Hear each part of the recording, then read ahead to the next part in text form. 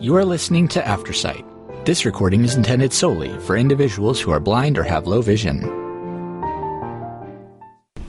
Thank you for joining us for the June 13th, 2024 Thursday reading of the Montrose and Delta News, as seen in the June 10th, 2024 edition of the Montrose Mirror. Today we will be reading the following main articles. DMEA announces results of quiet election by Gail Marvell.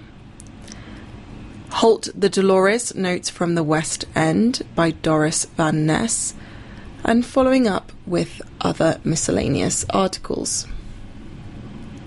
And let's begin. DMEA announces results of quiet election by Gail Marvell. Montrose. The Delta Montrose Electric Association, the DMEA, held their annual meeting on June 6, 2024 at Columbine Middle School in Montrose. The treasure hunt-themed meeting included a gift bag with local products, face painting, a photo booth, community booths, live entertainment, and food trucks. The event was scheduled from 4:30 to 8:30 p.m, with the business meeting scheduled from 5:30 to 6:30 p.m. The event was well attended, but the business portion of the meeting was not a big draw for participation. Still, the threshold of 50 registered members met the requirements for a quorum. Absent was Board of Director Ino Heuscher. All of the board members were present. Board President Stacia Cannon opened the meeting with a Pledge of Allegiance. Damon Lockhart gave the prayer, and Jacob Gray reported the quorum. Eye rolls, head shakes, and a courtesy laugh went to Kevin Williams when he offered levity, when he said electrical puns are revolting. The 2023 audit is available on the DMEA website. It was reported that DMEA and its subsidiary Elevate are on strong financial footing, and the audit review is positive. Cannon recognised Board Director Bill Patterson, term limited, and thanked him for his 12 years on the board and his contribution to the co-op. Cannon gave the president's report. There are 42 million people across the US that co-ops are delivering power to. We offer safe, affordable and reliable energy. There is no rate increase for 2024, nor are we projecting a rate increase for 2025. Chief Executive Officer, the CEO, Jack Johnston, introduced a few out-of-town partners who contribute to the success of DMEA, and he expressed gratitude for the DMEA team of 125 members. He said, "Last year, we had 55,000 phone calls and 14,000 emails. We've had an amazing, successful and productive year."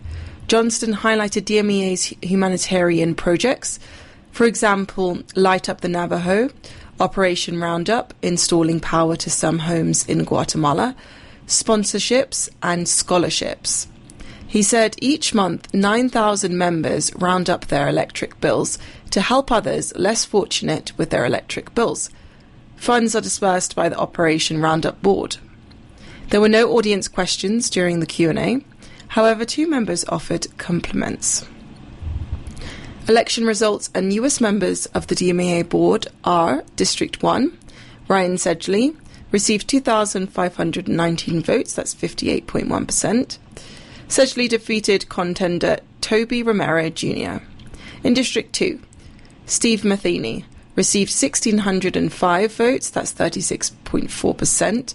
Matheny defeated contenders Ken Norris and Jesse Hayward. In District 5, Kevin Williams, who was unopposed, received 100% of the votes, which was 3,748. With no further business, Cannon adjourned the meeting and attendees continued to enjoy the rest of the event. Halt the Dolores, notes from the West End by Doris Van Ness. Nuclear. It was announced on Sunday, June 2nd, that Senator Michael Bennet would be coming to Nuclear for a listening session to hear our side of the Halt the Dolores. Then the games began. The proponents said he really was coming on Friday, but for a private meeting with them and to do a fly over the Dolores River. Bennet would be in Nuclear at the high school to meet with the opposition at 1 p.m. Then that got changed to 3 p.m, so we would have more time on Sunday to meet with the proponents.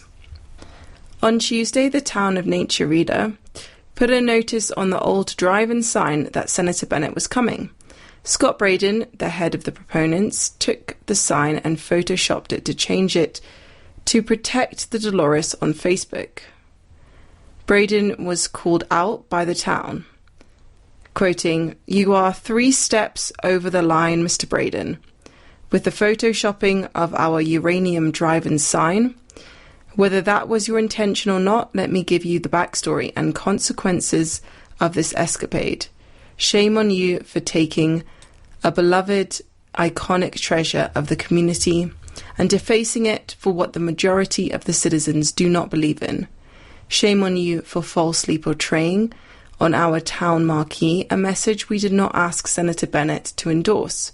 Shame on you for using a media that does not belong to you, nor do you have any right to its space. This sign was rescued from ruin by a fundraising campaign of people who grew up going to the uranium drive-in. It was their first date. It was a gathering place.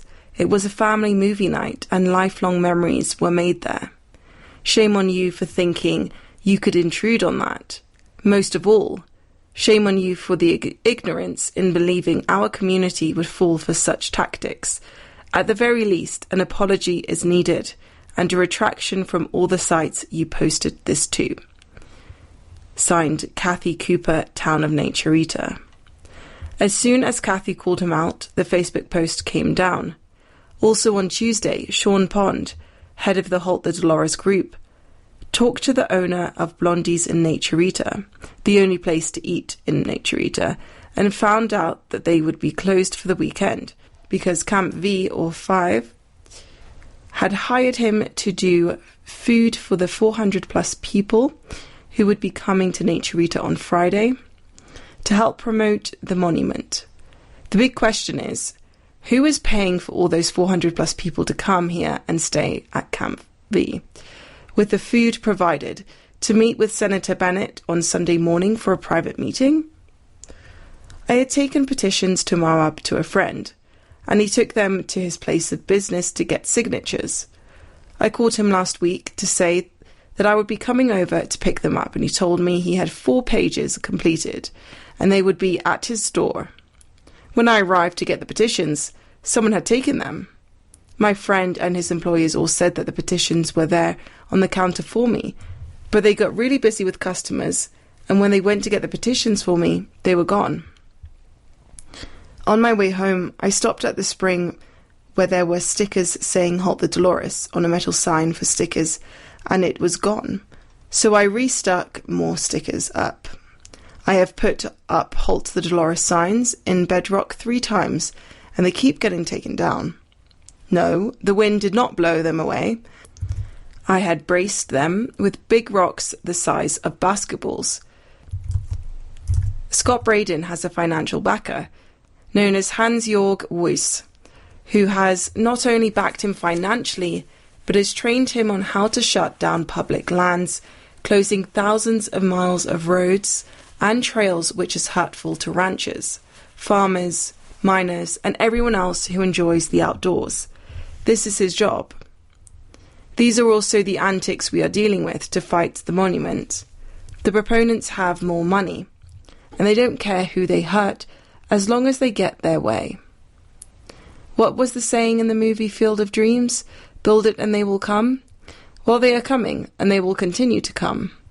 People who have never heard of this area are showing up to see what the proponents are talking about. The traffic has already increased. People are coming and camping where they shouldn't, bringing their trash and leaving it for locals to clean up. I want people to drive Highway 90 and see how bad the road is.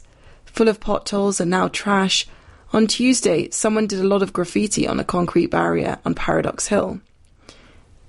There never used to be that kind of trash until they started this monument proposal. The roads in this area cannot handle the traffic and are falling apart just from the locals. So with 400 plus vehicles just this weekend, how much more will they fall apart? We do not have cell phone service from Naturita to Utah, and no ambulance or fire service in that area. What happens if there is an accident or a fire? Who is going to take care of it? Not the monument proponents. Sean and Danelle Pond, as well as Amy Tucker, have worked very hard to get the information out about what the proponents are trying to do here. Yes, the Ponds and Amy have had a lot of help from other citizens of the area, but they are the driving force behind all of us. On Sunday, the room was packed with more than 600 people in attendance, and maybe 100 more out in the lobby. We were very fortunate to have Cleve Simpson, District 5 State Senator, and Mark Catlin of House District 58 come and help us fight back on Sunday, June 9th. We also had candidates who were running for CD3, Ron Hanks, Russ Andrews, as well as Curtis McCracken and Stephen Varela. Lou Webb could not make it, but sent a representative with a statement in his stead. Also present were Larry Don Sukler, who was running for HD 58, Montrose County Commissioner Sue Hansen, and candidates for Montrose County Commissioner Scott Reber and Scott Miares, Rick Dunlap, and Lou Stark. Hansen did not get to speak, but she did give a statement to me as follows. We have had several meetings with Senator Bennett, and I feel we are making some headway. We will have more meetings, and I'm hoping that there will be a work on a supplemental proposal for us to redraw the boundaries of the monument and scale it down to a manageable size. Senator Bennett opened the meeting at 3 p.m. with a statement thanking everyone for coming out to see him. Everyone was given approximately 3 minutes to speak, and we heard from the proponents, protect this area for future generations. One gentleman said that the area has 160 miles of rafting on the river from McPhee Reservoir to the Utah state line that are needed for recreation. Another said that he grew up back east and came to this area as rafted, camped, hiked, and fell in love with the area and wants others to find this peaceful place and enjoy it as well. The area needs to be protected. It is so unique and special. One woman from Durango said that she wants the area protected so that others can see the true beauty of the area. In total, 7 people spoke in support of the monument and of the importance of protecting it from the people who have lived here and taken care of the land for 100 plus years. Opponent Amy Tucker also spoke. We are here because of our love of the community and this land. We are blessed to have this community and the Dolores River Canyon country as our home and our backyard. Tucker also said that the West End is a Tier 1 coal-affected community. There are 4 in the state of Colorado. The Colorado General Assembly and the Governor Polis signed House Bill 19-1314, declaring a moral commitment to this community for a just and inclusive transition away from coal. With the signing of this bill, it also created the Office of Just Transition and the Just Transition Advisory Committee, which I am a member of. The Colorado Just Transition Action Plan specifically states support and resources for our community to drive our own economic transition. We do not want to be force-fed a single recreation industry, nor do we want to be wiped off the map. Senator Bennett, if you and Senator Hickenlooper want to truly honor the commitment that the state of Colorado has made to this community, and you want to honor the principles of locally led conservation that President Biden has laid out in the America the Beautiful initiative, then let us write the monument proposal and let us design the map. I know we can do it better, more inclusive, and with truly local stakeholder input. As our senators representing the state of Colorado in Washington, D.C., please honor the commitment that the state of Colorado has made to this community, Tucker said. State Senator Cleve Simpson stated that he just found out about the monument in mid-March, and the calls, letters and emails have stacked up in his office over this issue. He hopes that Senator Bennett will take what the people here who live in the area have to say, give them more value, and weigh them against the outsiders who only come here to visit. The opposition had facts and true stories about why it should not happen. A woman from Gateway asked the question of the proponents, How would you feel if we came to your gated community, your cul-de-sac, camped, took away your freedoms, left our trash and invaded your home? We live here and take care of the land.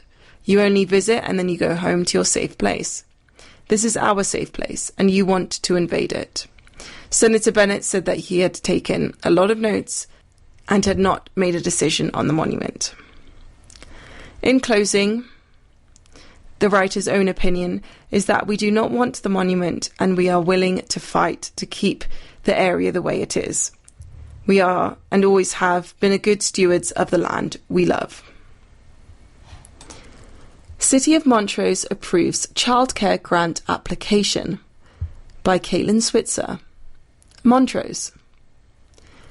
As they have been in previous recent meetings, members of the public were waiting to address the Montrose City Council at the regular council meeting of Tuesday, June 4th.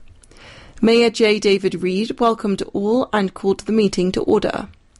Councillor Judy Ann Files was absent. All other councillors were present. All joined in saying the Pledge of Allegiance. Mayor Pro Tem David Frank had no changes to the meeting agenda. Call for public comment on non-agenda items. Mayor Reed read the rules that apply to public comment and welcomed speakers to the dais. First to speak was John Brown, who said that as elected officials, city councillors have a responsibility to those they were elected to serve, stating, "You are merely one of us. We have entrusted you to be caretakers of all that we hold dear. We are all part of the fabric of this community, including our opinions." Brown asked that council take another vote on declaring Montrose to be a non-sanctuary city, stating, "I would encourage the council to have another vote on this as soon as possible. I hereby request that the topic for non-sanctuary city be put on the agenda again for public comment." Dave Stockton spoke. "I too want to talk about this ball that never stops bouncing." Stockton said that those wishing to put an issue on the ballot to have the city of Montrose declared to be a non-sanctuary city should do the work themselves by filing a petition and gathering the requisite number of signatures. They don't want to do that because it's a difficult task. Also, they might just find there is not enough support for it, Stockton said. The request for an official declaration of a non-sanctuary city is being driven by a national politics. It's a request being driven by one man keen on the fears of people, those fears being we are being invaded by an army of brown-skinned people, he said. It's unfortunate that our country is being driven by partisan politics. It's also unfortunate that partisan decision-making has trickled down to the state and the county. You, as an elected body, in theory, is a non-partisan council. I ask that you cast away any regional and national political party pressures and make your decisions based on what is right by all the people. I ask that no further action be taken on this issue by council, he said. Next to speak was Tony Hogue of the Citizens Climate Lobby, who said that at the previous council meeting he was referred to as the climate guy. "I wear the name. I like it. It's a good fit," Hogue said. He asked that the city lead efforts to spur development projects that can reduce greenhouse gas emissions, and noted that the city has built a 164-kilowatt solar garage over the parking lot at the new public safety building. "Kudos to you for having the vision and energy to implement that project. Thank you. We're hoping that the city can do more projects to reduce greenhouse gas emissions." Hogue talked about 3 projects that have been identified in neighbouring Delta, including the public safety building, which will be heated with electricity, a 7-acre solar field, and approval of a microgrid power source to keep the lights on in an emergency. Hogue said that the new projects will take money and a vision to build. "My intent is good, and it is for the citizens of the city that I speak." Several volunteers from United Sovereign Americans spoke next, starting with Jim Day, stating, "Today I come to you as a citizen concerned about our voter database," Day said. Just like your checkbook must balance, so should our votes. If a company had that significance of a discrepancy in its books, the company would almost certainly conduct an audit. Our audit of the 2022 election, using only official data provided by state election official, shows that the 2022 election may not have been accurate or legally compliant.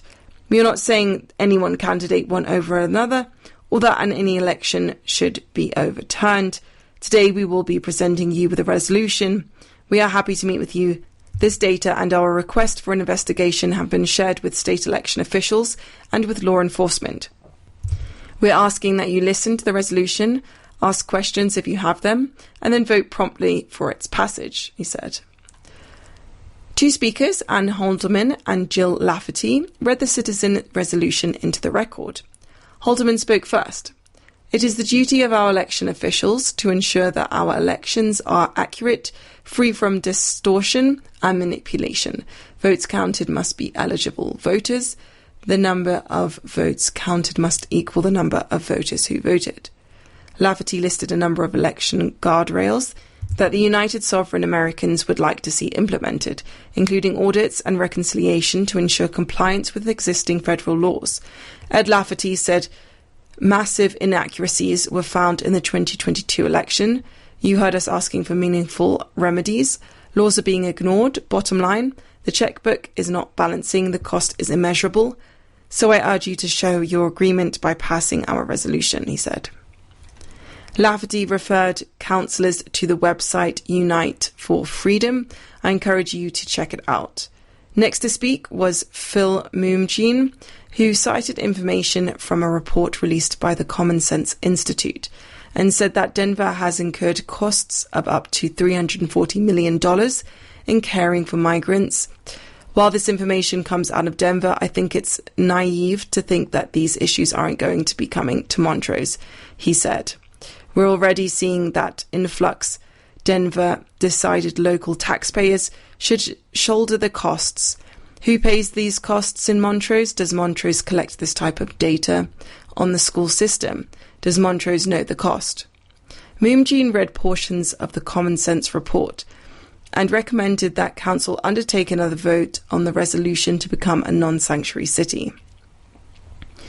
Karen Lee said that she had lived in Montrose for 13 years and works in the healthcare field. We've seen how much the city and county has grown in the last 13 years, and I concur with what the gentleman just said. We don't have the resources, Lee said. The hospital's taxed. We are hiring travellers at the hospital to handle what we have now. And to have more people come in, whether they're illegal immigrants or not, is going to tax our city severely as far as the highways. We've got the bridge out going to Gunnison. How are we going to handle more people going back and forth between here and there? Ron Smith spoke next. First of all, I pray and encourage a culture of cooperativeness and honour in your stewardship, serving your voters and your constituents in our city and community, free of adversarial and intimidating and abrasive interchanges. Smith said, I pray and hope for the seriousness of us, the taxpayers, plea to make this city great for all our citizens. Smith asked council for greater accountability with regard to the successes and failures of taxpayer funding of private enterprise, particularly in restaurants, he said, where some restaurants are being funded to have a competitive advantage, and we're in an environment now where a lot of restaurants are struggling every day to even stay afloat. As for the climate world, Smith said, my wife and I have planted 27 trees on our properties. I don't know that we're going to make a massive difference in this world, but if we're going to go down that road, I really encourage that we focus on what will really help the environment and not be a transfer of wealth. Last but not least, I've had some recent travel through Denver, Smith said. A sanctuary city, even though some people won't agree with me, becomes a tent city with insidious abuse of drugs and alcohol. If you haven't driven by that area or a number of those areas, I suggest that you do so. I ask that you reconsider the vote on that proposition. Next agenda, approval of minutes.